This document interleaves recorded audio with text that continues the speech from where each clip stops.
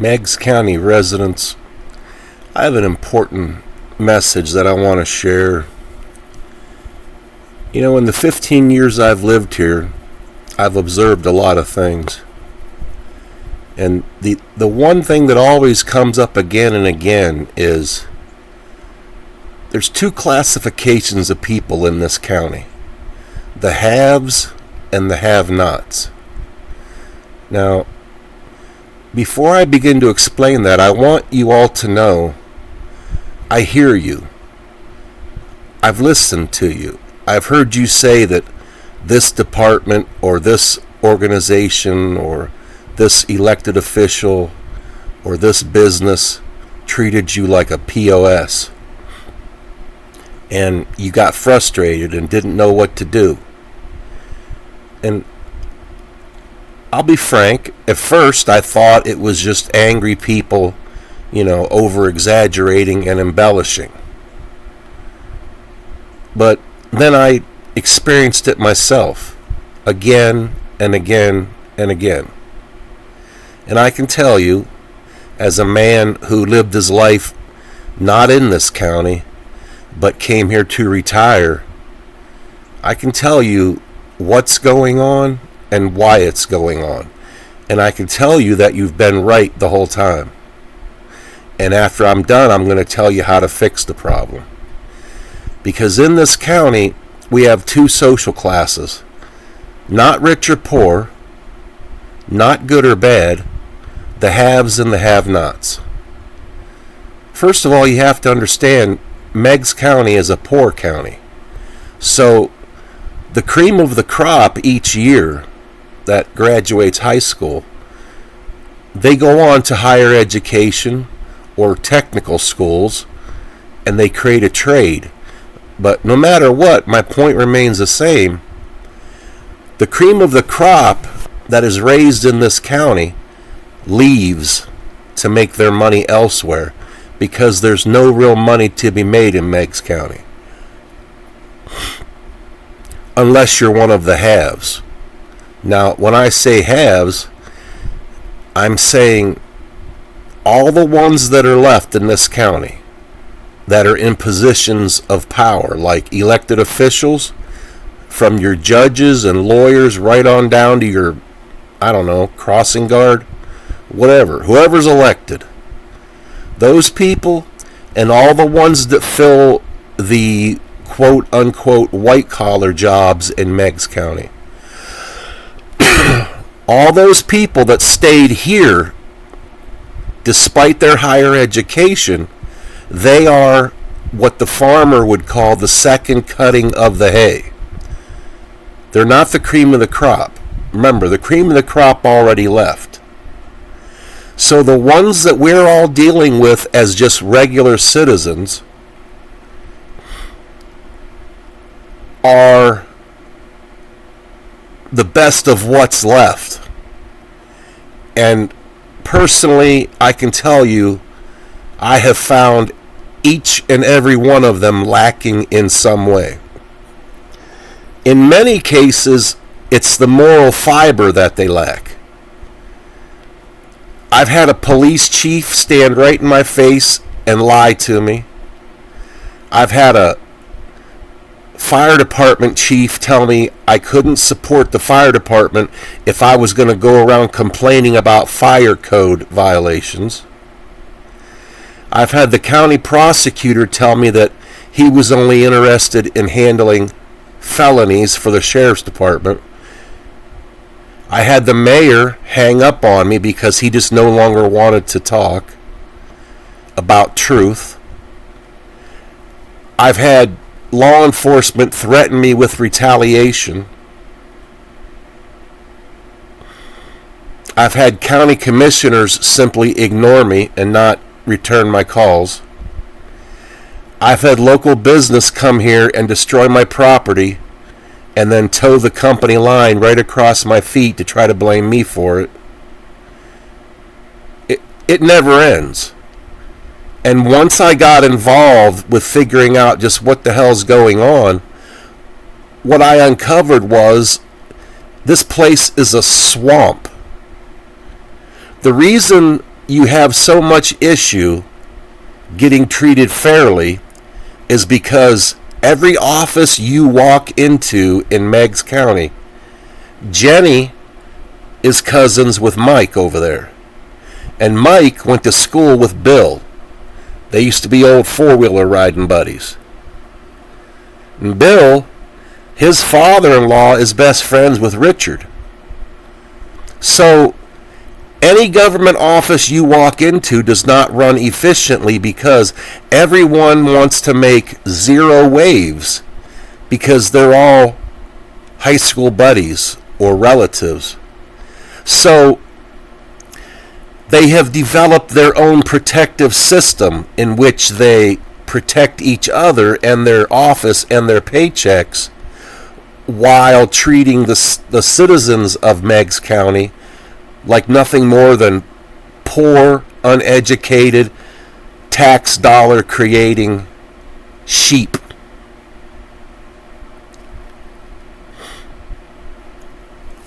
So, if that's the experiences you've had, my advice to you is this. Go buy voice-activated audio recorders. Ohio is a one-party state, meaning in most conversations with you, anybody you're talking with, only one person has to consent, and you can consent. And you don't have to tell the other person you're recording either. The reason you want to record everything is it's the only witness in Meigs County that won't lie on you. I know that now.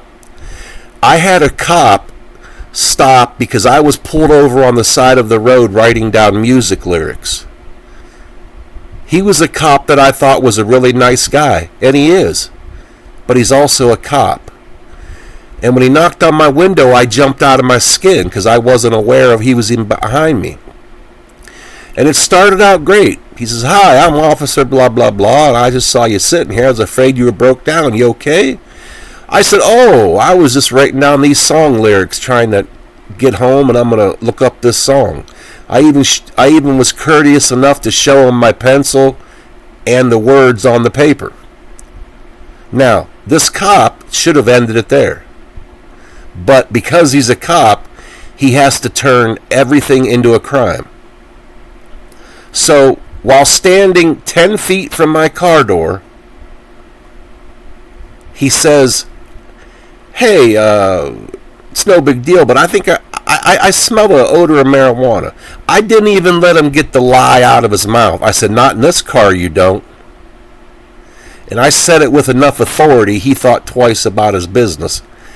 And he kept trying to say, "Well, I have a place to be. I'm kind of busy right now. I can't stick around. But I mean, if you've got a little bit of marijuana, it's no big deal." This was all a lie, okay? He was looking for RAS, reasonable articulable suspicion, to search my car. Now, that pissed me off. Because cops are legally trained and allowed to lie, and I'm not against it because I'm not a criminal. So if you can lie to a criminal and get him to admit to burning down Bill's barn or stealing Mike's converter, then I'm all for it. But just don't do it to me, because I'll hold you accountable. So I went home, and the first thing I did was check the National Weather Service. And guess what? This fucking cop must be one hell of a deer hunter. He must be able to smell the deer a mile away. Because on that day, in that location, on that road, the wind was 17 miles per hour at his back. So that means his nose had the capability and enough suction to suck the air out of my car from 10 feet away against a 17 mile per hour wind. In other words, I had everything I needed to prove that son of a bitch was lying. But guess what? It's totally legal. It just really pissed me off. So my point is this. You have to protect yourself. Because the upper echelon of Meigs County, the haves, they're undereducated, they're underqualified, they're all related, they all work together to protect themselves and their jobs, and they will give you nothing but runaround. I have investigated so many offices in this county, and I have gotten nothing but the runaround from all of them.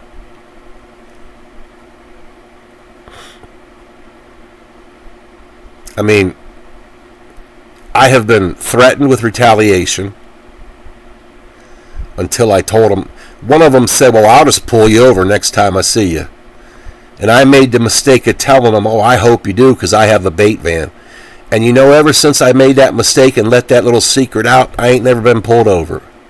I'm kind of mad about that, because I spent about $200 mounting a dash cam out the front windshield, out the back window, and over top my head that records my dashboard and shows my speed and my blinker. And also, anytime I leave home, which is only 2 or 3, 4 times a month at most, I do a pre-trip inspection on my van and I record it. Because ever since these cops told me they were going to retaliate against me for no good reason, just because I, complained, I've been waiting to catch them in a lie.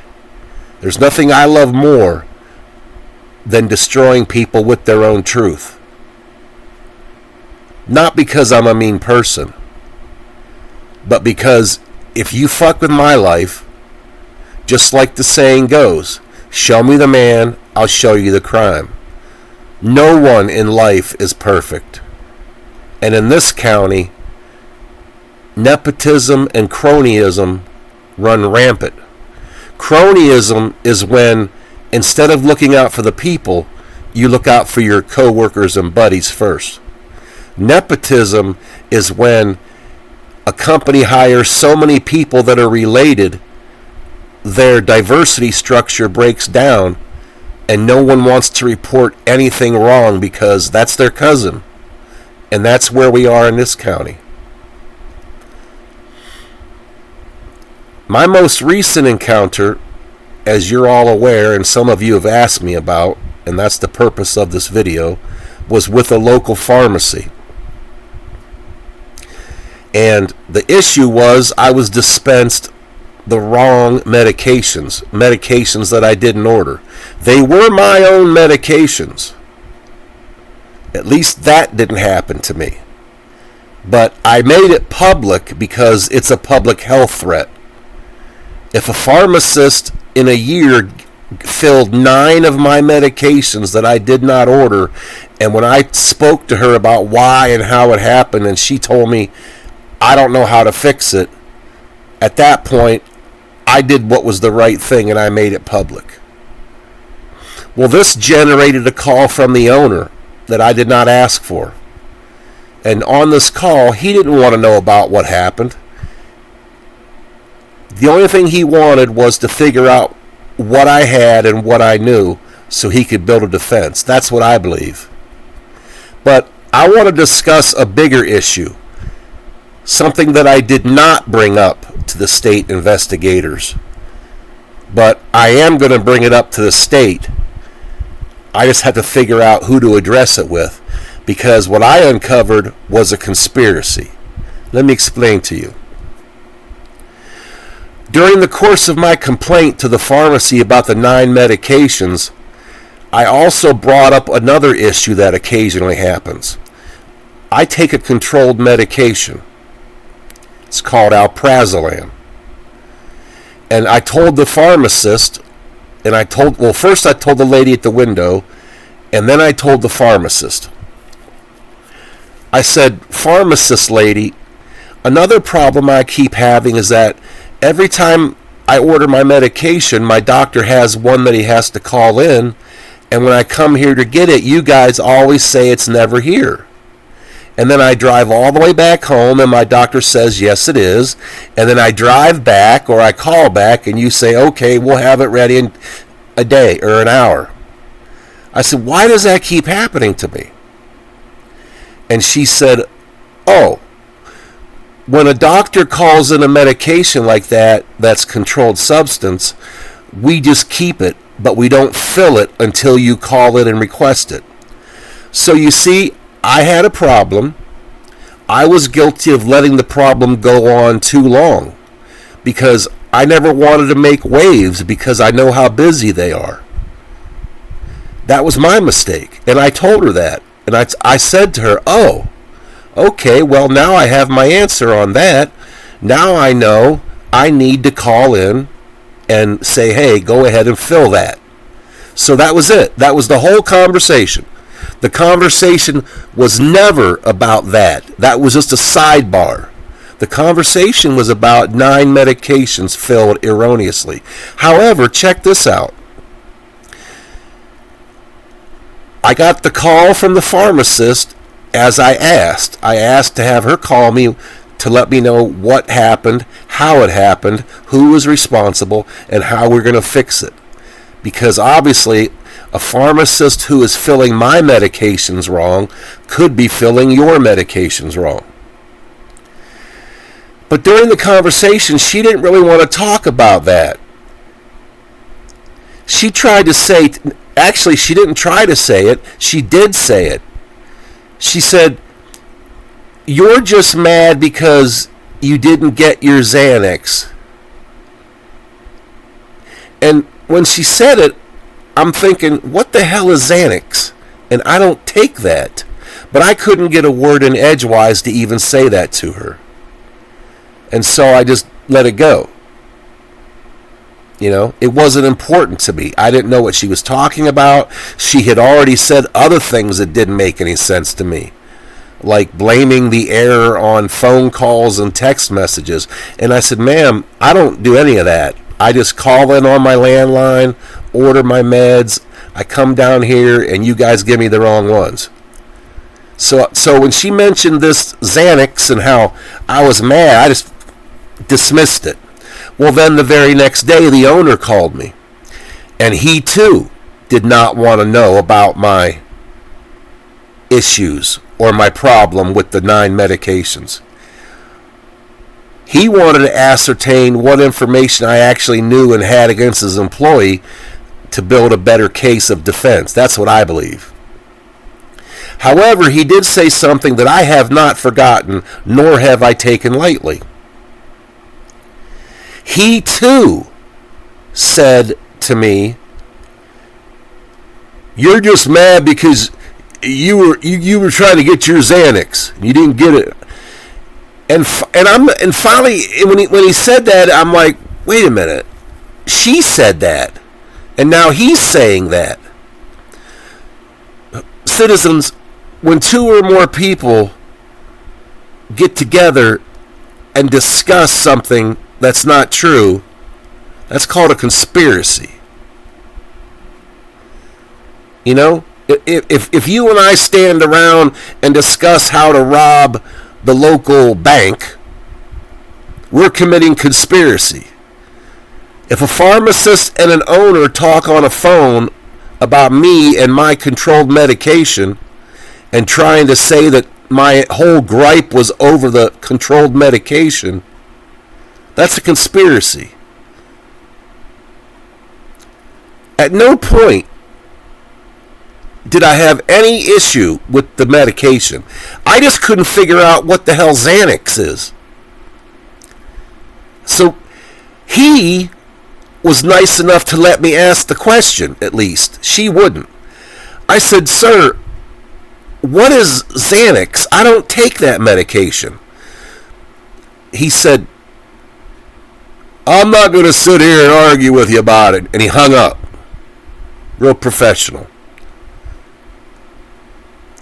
So I'm left scratching my head and I'm thinking, what the F is this Xanax shit? So I Google it. I literally spelled it phonetically. I didn't know. I typed in Zanix. Xanax. That's when I found out that Xanax is actually Xanax. And it's Xanax. Right? So, I'm reading up on this thing, trying to figure out what are they getting at? What are both of these people trying to do here? That's when I learn, okay, at the age of 56, I just learned that alprazolam that I take is in the same family as the Xanax that they were talking about. And I also learned there's like, I don't know, a whole bunch of other ones that are in the same family. And they're all controlled, and that's all I know. Because I didn't move to Meigs County to abuse medicine. I literally moved here to retire peacefully and enjoy the woods and water, but stupidity came knocking, and it hasn't left. And now I have two pharmacists who, instead of addressing the public safety issue, they are trying to create a storyline where I'm some sort of a pill abusing maniac who was only looking for drugs. Folks, I drank beer in high school and up until about 24, 25, when I started being a father, and a husband, and I grew up. I haven't drank alcohol since. Maybe one beer every 6 years, if you wanted to average it out. And as far as drugs, I used to smoke marijuana when I was a kid to get high. Not a kid, 18, 19, 20. But I gave that up too. I only started using marijuana again recently when it became legal for medical use for pain. Because I have spinal arthritis that creates bone spurs that are putting pressure on my nerve endings in my back, and I'm in chronic pain 24/7. So to move to this godforsaken county and have two so-called professionals, remember, they're not the cream of the crop, they're second level. To have two so-called professionals work together to try to label me some sort of a pill snorting.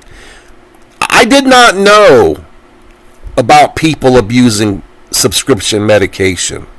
That's not my world. I didn't know that people would crush up Xanax and snort it until I spoke to my doctor about the situation. And she said, yeah, John, unfortunately people abuse that. I'm not the one. I learned all sorts of things. There's all sorts of terminology around this. Terminology like drug-seeking behavior. And I'm reading up on this, and I'm getting more and more mad because these two so-called professionals are attempting to frame me as something I am not, simply because I spoke up about a factual incident of public safety. If these statements had been made in public, I would be right now bringing forth a civil suit for slander or libel.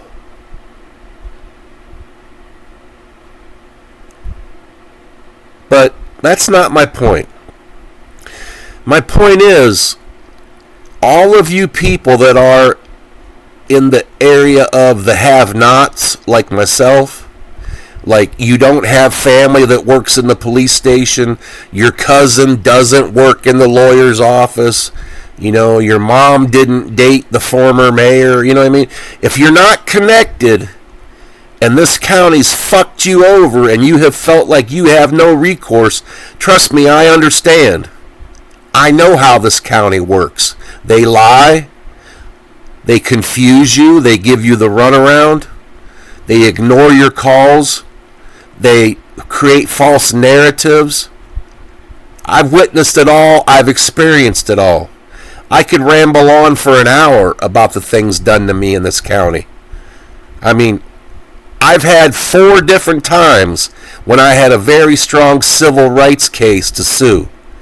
And the only reason I didn't is because when you sue the county or the state, the money comes from you guys, us, me, you, everybody. I'm not going to take $1 from my neighbor. I'm going to hold people accountable, and if necessary, remove them from their positions. This county doesn't realize who I am and what I know and what I've done in my life. But I've removed many people from their positions. I've also litigated a case right up to the appellate court in Ohio, just below the Supreme Court, and won. And I did that from a jail cell, prison cell. Why'd I go to prison? At the age of 22, I was promoted to shop supervisor, and I worked above 17 men. And for 4 years, I held that position. I was proud as could be to be that young and that responsible. And then I found out my boss, the general manager, was a criminal, and he wanted me to help him be a criminal, and I refused. And he found a legal, justified way to fire me. And that pissed me off, and I retaliated. And I served 4 years for 2 counts of felonious assault with gun specs. So as a result, I lost my hunting rights with a gun for my whole life. I can't tell you how bad that hurts. But I would do it all over again. Except I wouldn't do the illegal part. And what was the illegal part? It wasn't what you think. I don't have any intent to be criminal. I don't have any intent to be harmful. What I had the intent that night was to play a prank. But the prank I played didn't work out right, and I suffered the consequences. But when I was in for 4 years, I didn't try to learn to be a criminal. I studied. I studied law. I wrote both of my own divorces completely. In fact, I even had a shared parenting plan written up, and the judge said, "Mr. Nottingham, you would make a fine litigator if not for that orange suit you're wearing. Unfortunately, your wife doesn't want to agree to this, so I have to throw it out." It's the way shit goes. But I learned. Now, getting back to Meigs County. Buy yourself a voice-activated recorder. They're cheap as hell. They're very concealable. I have 3. One never leaves by the side of my landline. Anytime I pick up that landline and I start talking, it records. And I put my phone on speakerphone, so if you're talking to me on the phone, you're being recorded. The second one I always carry in my vehicle. So if I'm in my vehicle and you're talking to me, you're being recorded on 3 cameras and audio. And when I'm mobile, I always carry my wallet in my front shirt pocket for easy access. And I always carry my recorder tucked in my wallet for protection and concealment, with just the speaker top sticking out. That puts it right below my voice box. So if you're talking to me in public, you're being recorded. I went to Holzer ER and they tried to deny me service. Then when I called the doctor a liar for saying he couldn't treat my condition, I mentioned to him that I'm glad I record everything. And by the time I left, I got blood work, urine work, and a CAT scan on my abdomen, and stool testing. They tested for the 20 most common waterborne pathogens. But before I had let them know I had a recorder going, he brought in a witness nurse, and they both labeled me as combative. And I never raised my voice. I never cussed. I wasn't rude. I didn't refuse any service. All I did was listen to him talk, hear him tell a bold-faced lie, and I called him a liar right to his face. And because of that, I was labeled combative. Do you see how they do it? And then he went and got a witness, make it 2-on-1. But I had the recorder. And once they realized I had the recorder, guess who was no longer combative? Interesting, isn't it? Very interesting. So, record everything, or you have nothing. Secondly, and finally, don't waste your time in an attempt to resolve it within the county. You might as well piss in the wind. So what you do is this. Here's just an example. Hey Google, every time my garbage man picks up my garbage, I see him pissing on my mailbox. I have already tried to resolve it within my county. Who do I complain to at the state level to resolve this? It's that easy, folks. And now, with the assistance of AI, unlike me, you don't even have to research or even open a book. But take it with a grain of salt. AI is not perfect. And when you do your recording, don't just start recording. Learn the laws in Ohio concerning recording, because there are limitations. And there's a difference between audio recording and video recording.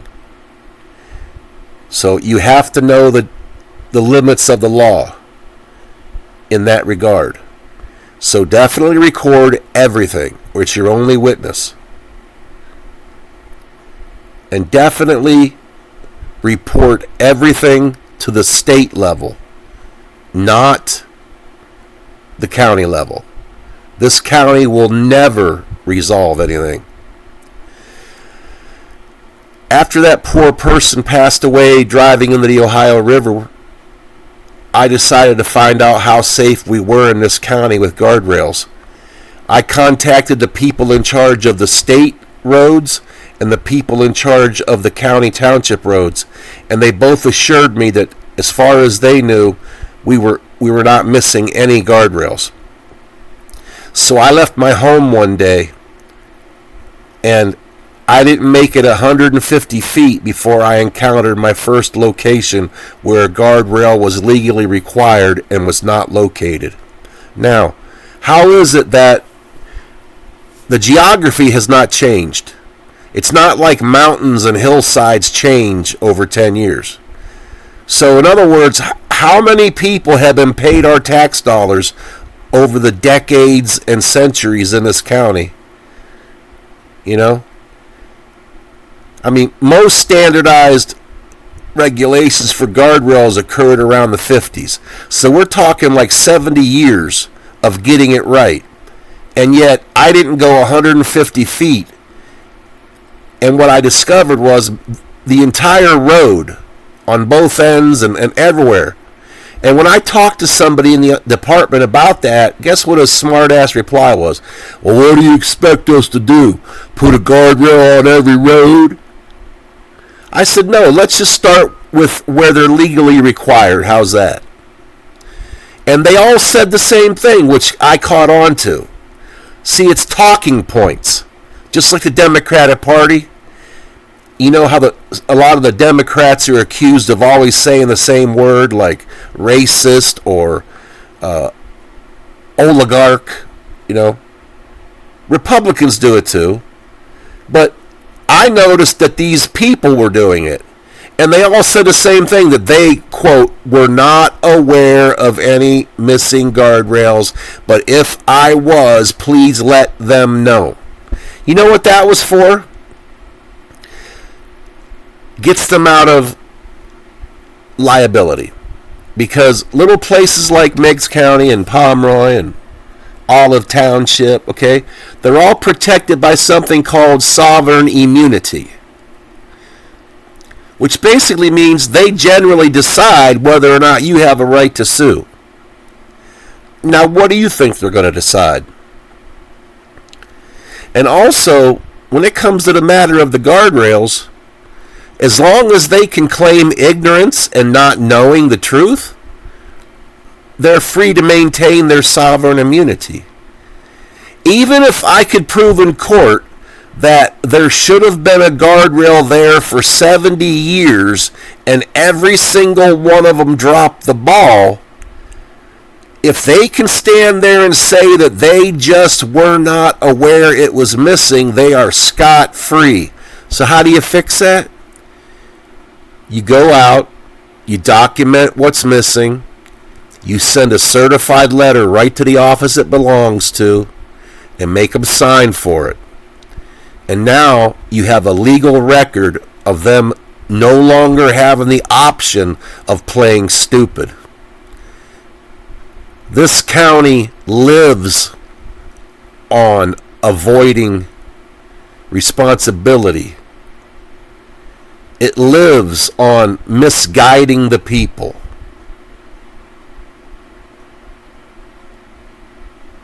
I mean, if you don't believe me that this county makes its own laws, when I moved here, I saw a cop car parked on the fucking sidewalk like it was his personal parking space. You might remember that. It took me 2 years to get that changed. That's how much resistance I got. And like I said, I can go on and on and on, but that's not the point. This ain't about me. This is about all of you. I'm telling you how to deal with this shit. First of all, vote. You are the power in the county. Guess who's doing the voting? All their buddies. All of the regular citizens who feel like they're always fucked over, we're all just so disgusted, we just say, fuck it, I don't want no part of it. But that's what they want. So vote. Vote the bad ones out and vote the new in.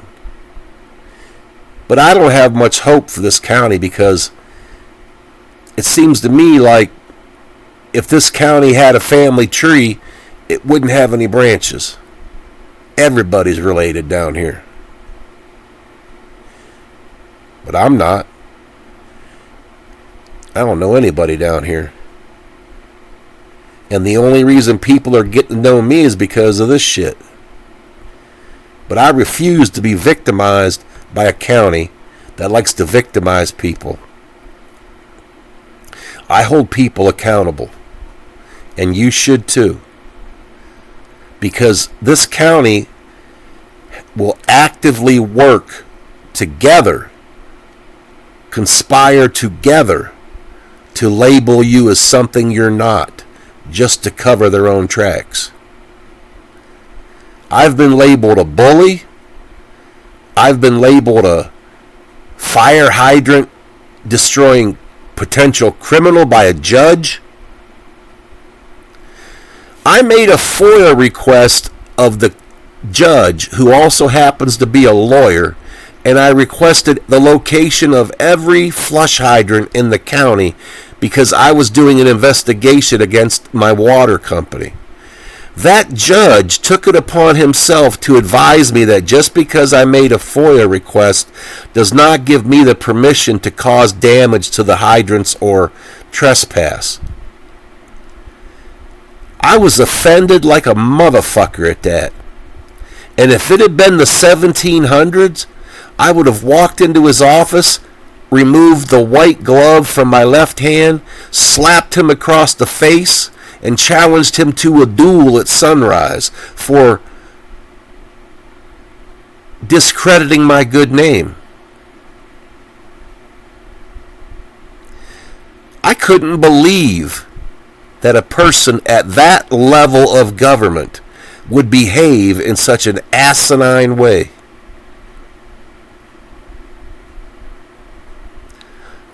The cream of the crop went elsewhere, folks.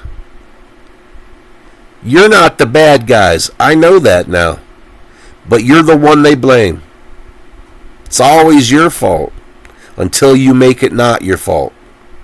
So get some voice activated recorders. Always record. And when you have a complaint, document everything and go to the state level and hold these people accountable.